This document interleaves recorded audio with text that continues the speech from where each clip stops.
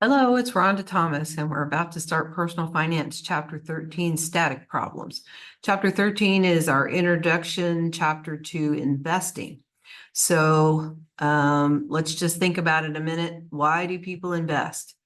To grow money, right? To make money off of their money. So what you have to think about is whatever the investment is, you hope that you buy it for a certain cost. And you hope if you end up selling it sometime that you sell it for quite a bit more than what you paid for. That's the profit. That's the gain. That's why investments are made. Unfortunately, it's not like that all the time. Sometimes the opposite can happen, right? So let's go ahead and get going. We've got 11 problems to do, which we're going to do pretty quickly. And I have my spreadsheet open and my problem open. Okay, so I have shared my screen now. Okay, so, all right. First problem, before you start investing, the book recommends, and most financial experts recommend, that you have a good emergency fund, that you've tried to pay off as much of your debt as possible, not necessarily a mortgage. Mortgage and car notes tend to be kind of an everyday deal, and those don't necessarily have to be paid off. If you can pay them off, that's great, but they usually recommend a good emergency fund. Well, what is good? What's the amount that is recommended? So here's an idea. There's one way of looking at it the book tells us about. So Teresa and Ted have total take-home pay of $6,300 a month. Their monthly expenses are $4,890. Calculate the minimum amount this couple needs to establish an emergency fund.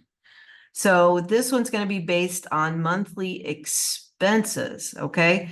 Because they're nice. It's nice that their take-home pay is more than their expenses, but in order to be protected, if somebody loses a job, or if there's a natural disaster or a disability or something, they recommend at the bare minimum 3 months worth of emergency fund, 3 months worth of expenses in an emergency fund. So this is going to be $4,890 times 3. Okay, yep, times 3. So we're looking at the minimum of an emergency fund of $14,670. Now, there's no emergency fund police that say, oh yeah, you have to have this. This is just the recommended practice. Okay, so I believe that's correct. Okay, we're going to start off with some investments here. So once again, we buy the investments and then we sell them. So we want to record how much we purchased them at.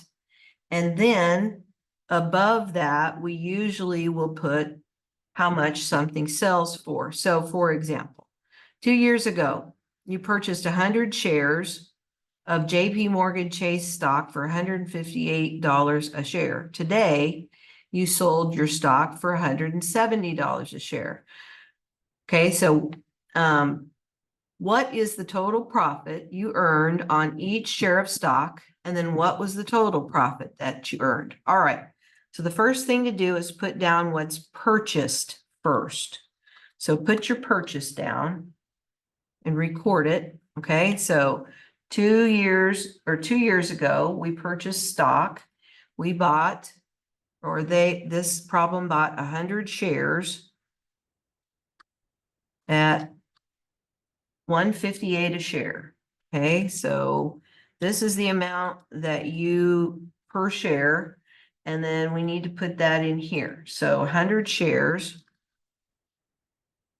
times 158. So we spent $15,800. This is the amount we invested. Okay, original investment. And we're going to call it that because there's going to be a time where we need to know, what did we originally invest? Okay, the thing that this does not take into account, and we're going to learn this in several of our other chapters when we get into more investment specifics, is there's going to be fees involved with doing any kind of stock transactions, because that's how the stockbrokers make their money. Okay, there are fees to sell things. Sometimes there's fees to purchase things, but we're not taking those into account yet. All right, but we will. So we purchased them for $15,800. One more time, that's 100 shares at 158. That was 2 years ago. Now, today we're selling all of those shares. They didn't say that we only sold 40 or 60. They just said we sold all of them. So it's 100 shares, and we sold them for $170 a share. So that is more than we spent purchasing them. So once again, this is buying lower and selling higher, which is the goal of, if you could do this every time, everybody would make all kinds of money. All right, so we sold them today for 17,000. We bought them 2 years ago for 15,800. Now we're not even worried about time value of money at all. So this is just a pure $1,200 total profit. So this is the total. And then the profit per share, right, is $170 minus the 158. So that's $12 a share profit. And then one more time to double check that we got the total correct. That profit per share times 100, there it is. So we've just proven our profit twice. Okay, we've just proven our profit twice. So $12 a share, and then that times 100 is a total profit of $1,200. Okay, so once again, we're going to record purchases first. All right, so this time we're going to look at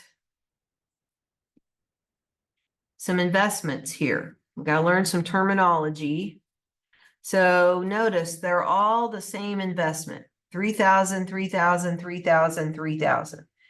They have different rates of return, 3%, 7%, 3%, 7%. And then the length of time goes from 10 years and 10 years to 20 years and 20 years. So here's what I would recommend. Let's put the total amount invested down first. Okay, total amount invested. So let's start over here. So if we're going to invest $3,000, 10 years in a row, okay, so we're going to take that times 10. Okay, then that is 3,000 times 10. That's $30,000. That's our total investment. Okay, so this is going to be the same for both the first one and the second one here. We're investing the same amount, but we're not going to end up with the total value at the end of the period. This has got a higher interest rate. 7% is higher than 3%. So I guarantee you the 7% is going to earn more, right? This one is 3% for 10 years. This one's going to be your lowest value of the 30,000 that was invested, right? Then if you do 3,000 times 20, that's 2 times what we just did. So this is 60,000 and 60,000. So let's just double check this. I'm going to use this right here and copy it, because this is going to be the first one and the second one. So this is A, B, C, and D. A and B and C and D. So this is going to be 3,000 times 20 years. So we're just setting up each one's in total investment. So this is the money that we put in. Okay, this is not the money that was earned. 3,000 times 20. There it is. Okay, so now I'm going to use this again for the fourth one. Okay, so the same amount gets invested in A and B, and then the same amount gets invested in C and D. All right, so now we want to figure out the total value. Okay, the total value, and then we'll just subtract this investment amount, and it will give us the amount of the interest or the earnings or the return.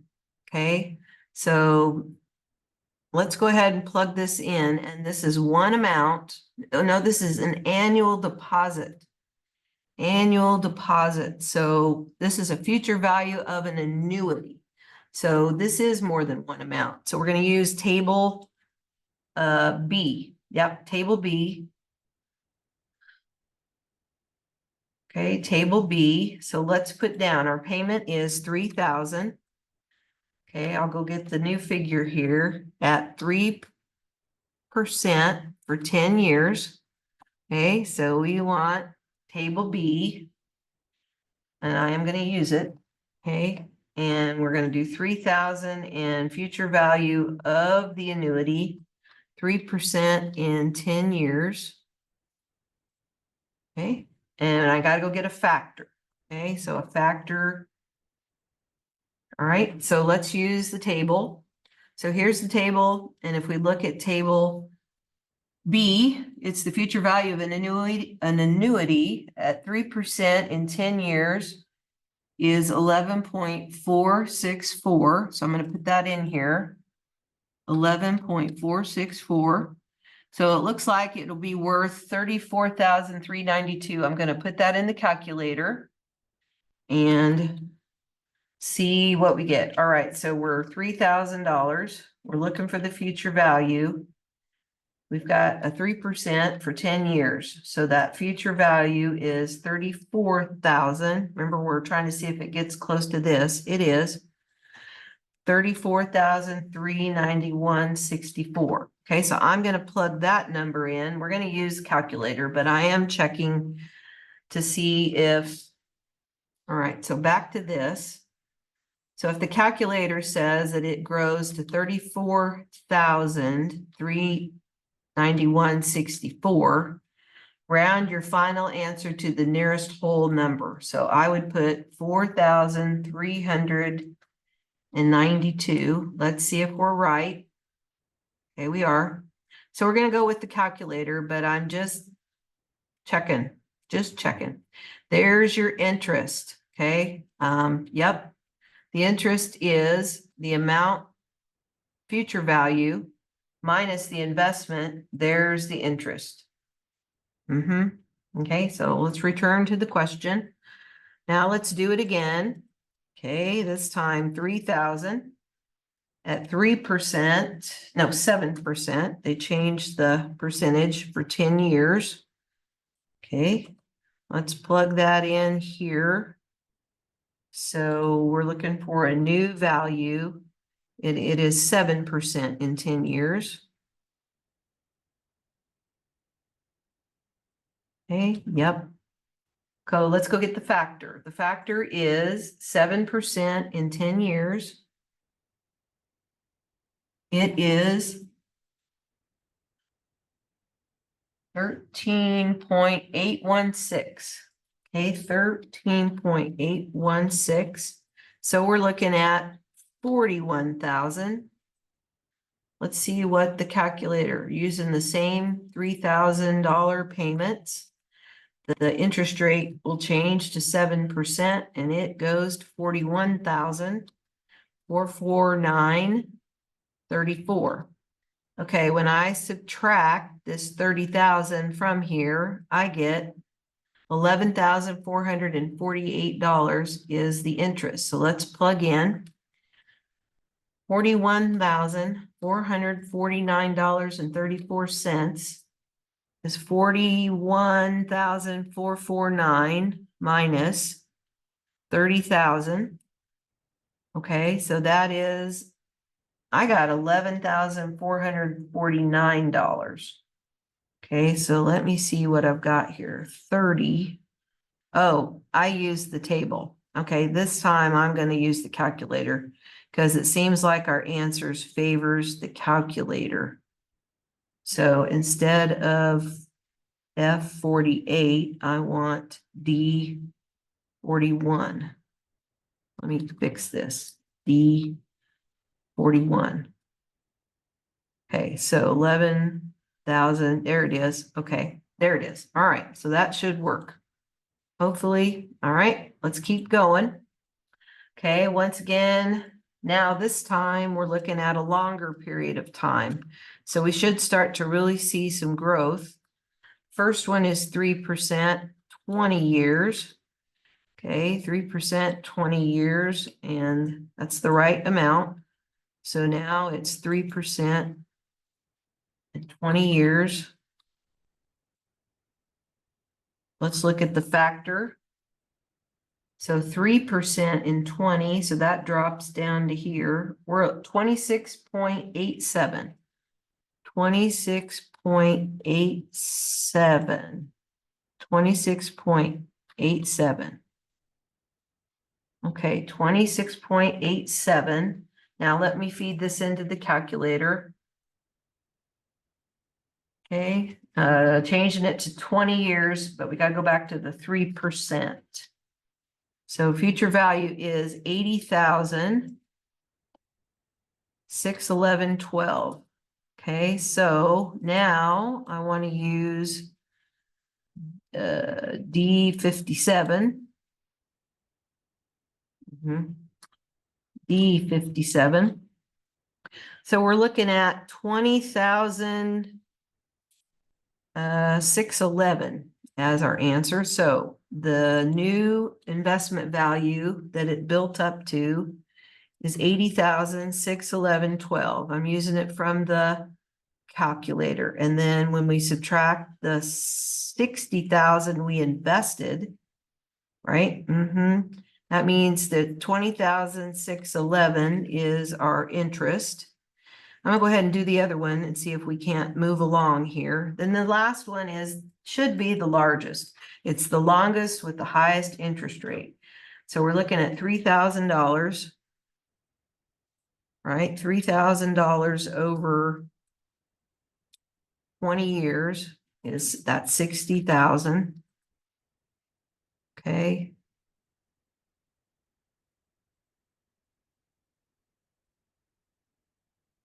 Okay, there we have it.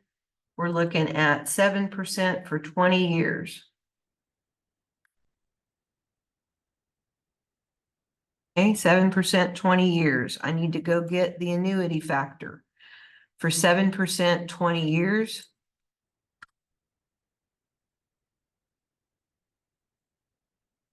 Okay, let's go look at the table. 7% in 20 years. I'm looking at 63.249. 63.249. 63.249. 189,747. Let's see what the calculator says. See what the calculator says. So 7, future value. Uh-oh, so something's wrong.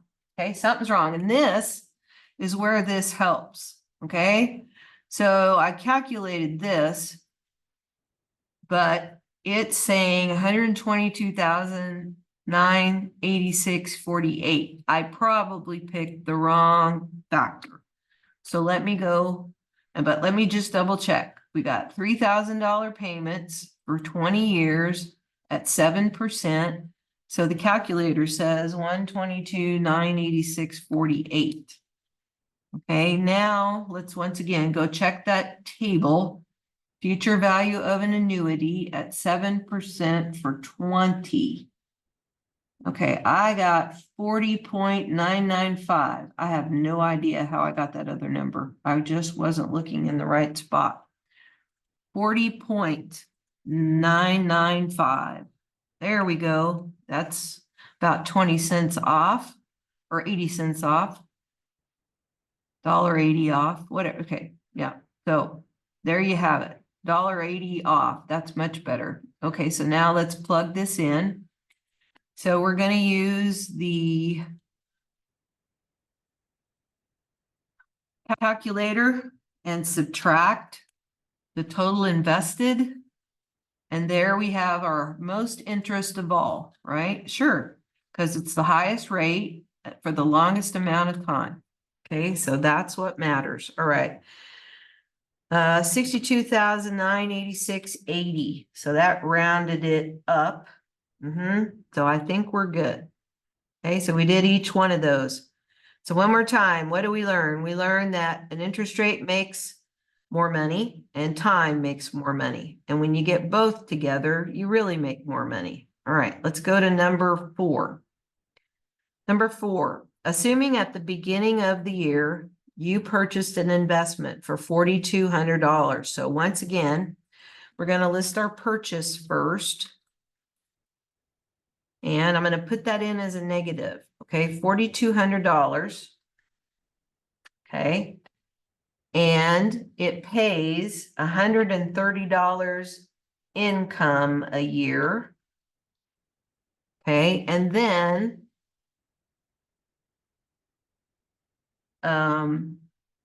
you sold it.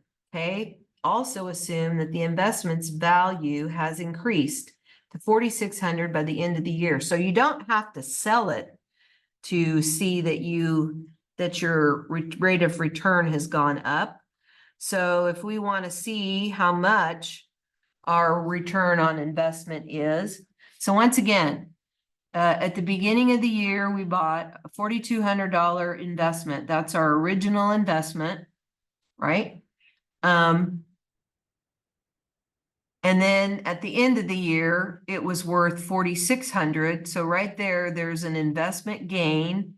And then we also received $130 as annual income, probably dividend income.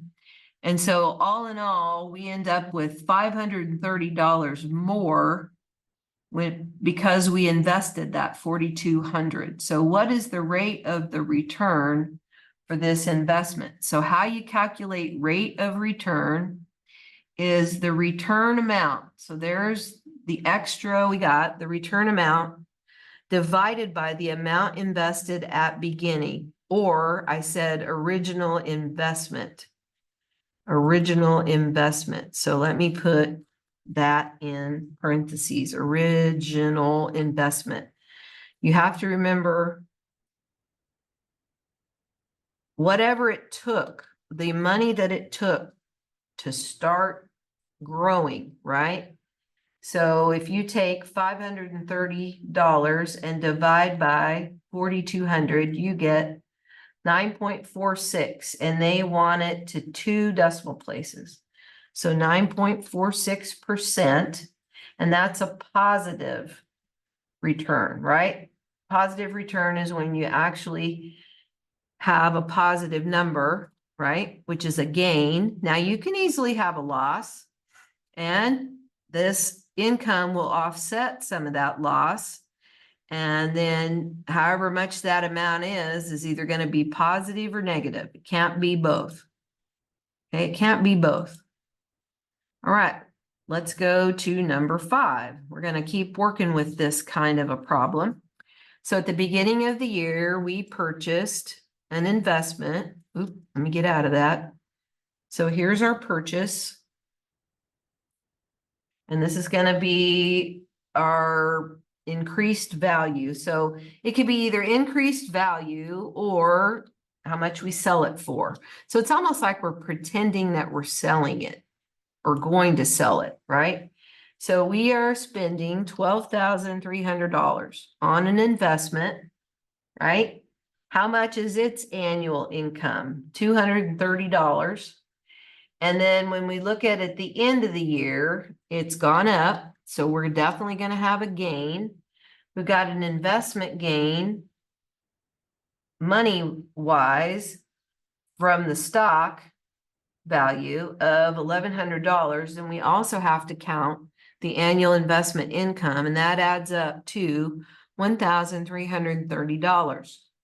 If you have if you have made a profit of $1,330, then you want to divide that by your original investment. The original investment was the $12,300. Okay, so now I've got to divide that by $12,300. All right, so I had a formula in there that I'm glad I checked it. Glad I checked it. So it's a 10.81% return, and it is positive. Positive number. Okay, so the positive rates of return is what we really hope happens. Okay, here's an example where things change. Okay, so let's start with a purchase. So and I put this in as a negative because this is going in, this is cash flow going, or this is money from us going into the investment, right? So 4,700 is how much we purchased it at. Okay, it does have income of 280 each year, but then by the end of the year, the value at the end of the year. Okay, so year-end value. That's another thing you can do. Year-end value is only 4,200, right? 4,200. Whoops, it went the wrong direction. So we have an investment loss here. Okay, now we do get to count the investment loss. We do get to count the income against that loss. So that income helped offset the loss. So a $500 loss is now only a $220 loss because of that income. Yep. But we take that amount of return and divide by the original investment of $4,700. And this, okay, let me go in and put $4,700 as our original investment. And unfortunately, it's 4.68, but it is a negative return. Yep. Make sure you see that it's negative. So the rate of return is 4.68%. You just put it in as a whole number. Put it in as a whole number, and then they want to know whether it's positive or negative here. So let me put report as a whole number. Report as a whole number, but it's negative rate of return. So, all right, let's check our work. I think we're good. Okay, moving on, number 7. Okay, we can invest in bonds. Okay, the difference between investing in stocks and investing in bonds is stock is ownership. So when you buy shares of stock, you're actually investing in another business, okay? And you're becoming part ownership when you buy shares, right? Well, some businesses don't want to give up ownership. They don't want to give up any control. So instead, they will offer to sell bonds. Bonds is a debt instrument, okay? So if I buy a bond of a corporation, then however long the bond is supposed to last, it has a maturity date, then they have to pay that money back to me, okay? They have to pay the money back. So bonds have to be repaid plus interest, all right? So I want to teach you that a bond has a face, okay? And I put the face in a rectangle. So I teach this kind of stuff in my accounting class. So on the face of the bond, it has a face amount, okay? A face amount. So the face amount is $1,000. Assume that you purchased $1,000 corporate bond. Okay, the face is $1,000. It's going to have a coupon or contract rate. And that's what this 6.10% is. What is the dollar amount of annual interest you will receive each year? So one more time. This company is selling $1,000 corporate bond. So I give them $1,000, they give me their bond. While I'm holding the bond every year, they're going to pay me interest income. All right, so I am going to change this to 6.1. 6.1 over a year means that that company whose bond that belongs to, even though I own it right now, they're going to pay me $61 until every year until it's time for that bond to mature. And then when the bond matures, they're going to pay me back my $1,000.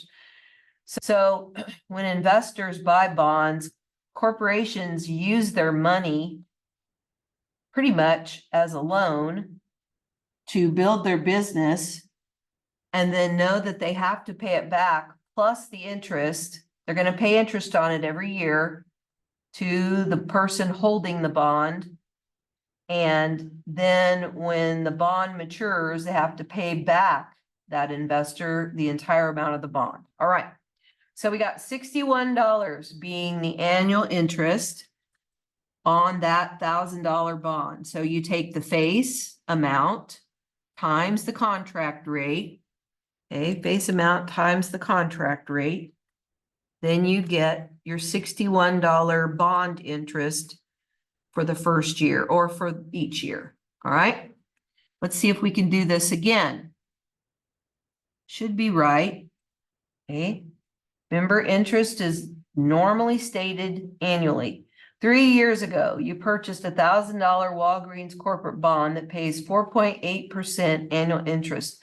What's the total dollar amount of interest that you received from your bond investment over the 3 years? All right. So now we got a face of 1,000. And by the way, most bonds have faces that have increments in the thousands. All right. So a lot of times bonds will start no less than $1,000 each. So we're going to put 4.8% here.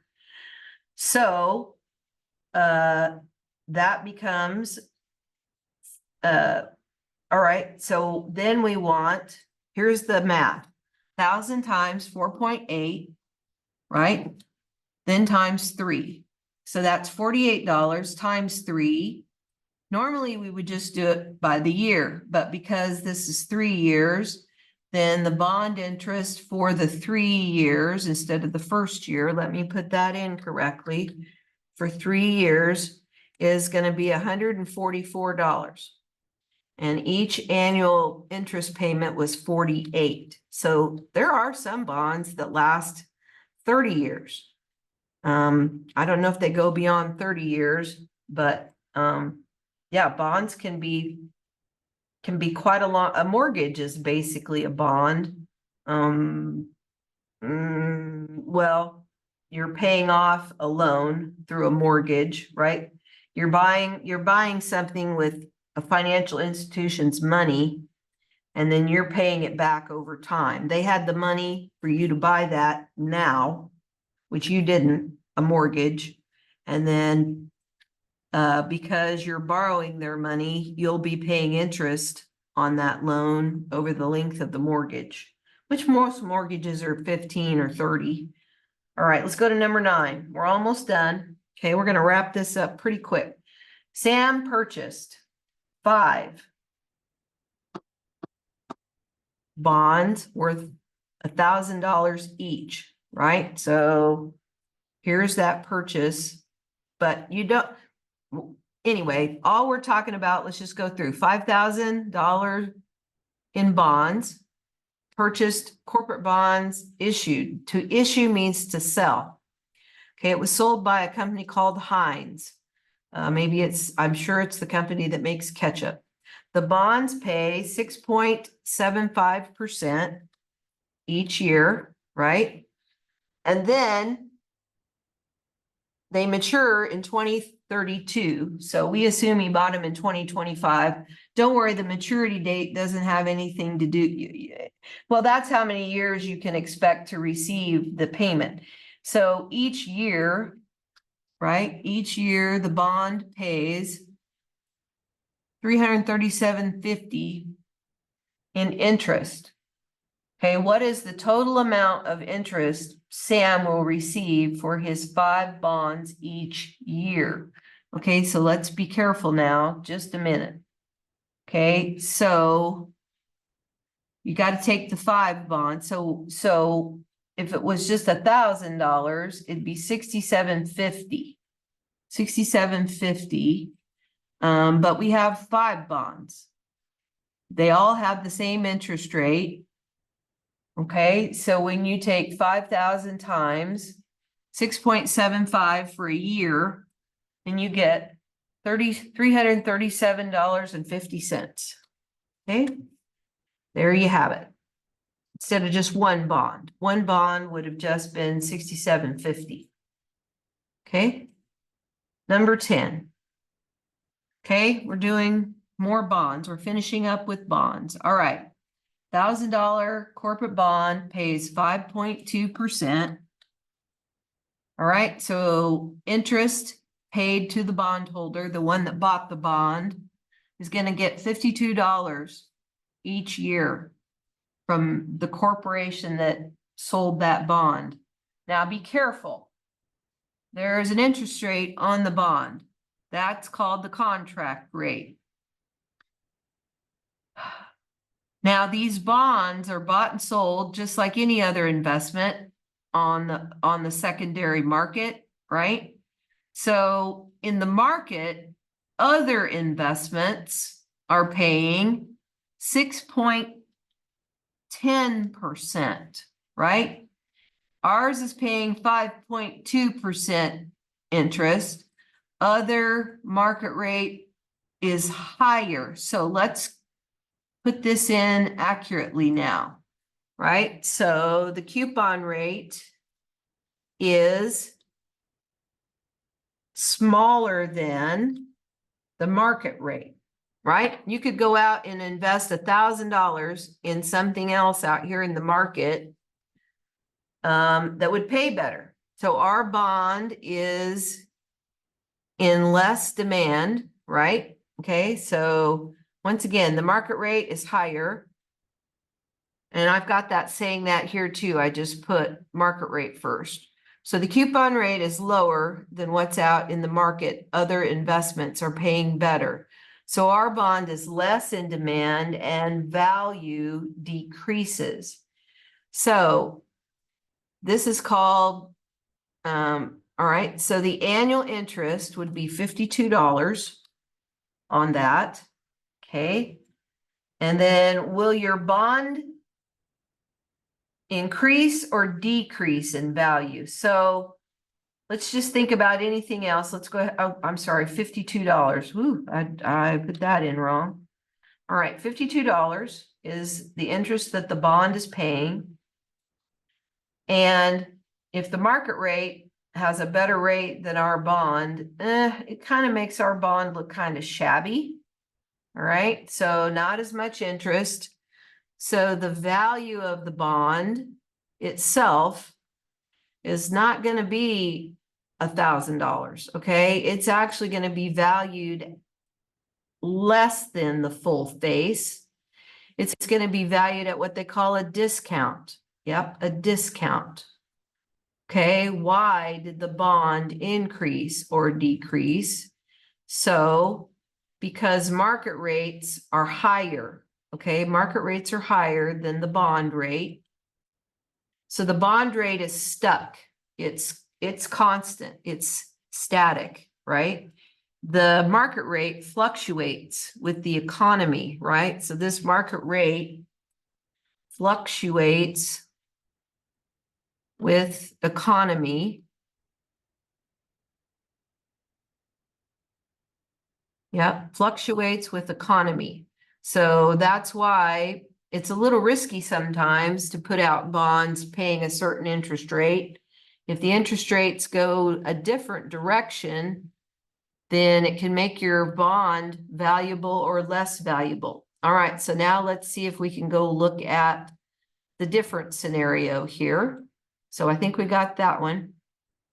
Okay, the last scenario is the opposite of what we just did. So we have that $1,000 face. It's paying 5.1% interest. So it's paying $51 in interest. That doesn't change. Whatever the coupon rate is the interest that that corporation has to pay whoever bought the bond, okay? Now we go out and look that our market rate is 4.5%. Woo, okay, so now our contract rate is higher than the market rate. So that's saying that there in my little cell. And I'm going to put the coupon rate first. So if you see it like this, so coupon rate is actually larger than the market rate, larger than the market rate. That's going to make our bond very attractive. It's more in demand. So things that are more in demand, the value increases, right? So assuming that the comparable bonds are now 4.5%, our bond looks really good, and we're going to have a lot of investors interested. So our bond will actually go above $1,000 because there will be investors that are willing to pay more for it because it's paying more in interest than other alternatives, okay? And when that happens, then the bond value increases, right? So bonds are sold at a price. And we'll look into this more when we get into bonds more in an upcoming chapter, all right? So now that we are past chapter 13, or we're done with chapter 13, we're going to be ready for another exam. And then the remaining chapters for the rest of the semester, we'll talk about investments mainly. And then a couple of chapters about what happens to money or what happens to finances if somebody passes away. All right, so that's it for chapter 13. I didn't think that's too bad, but I sure do appreciate my spreadsheets because it helps make it easier to communicate. All right, I'm going to stop my share and say goodbye. Take it easy. We'll see you on the next video.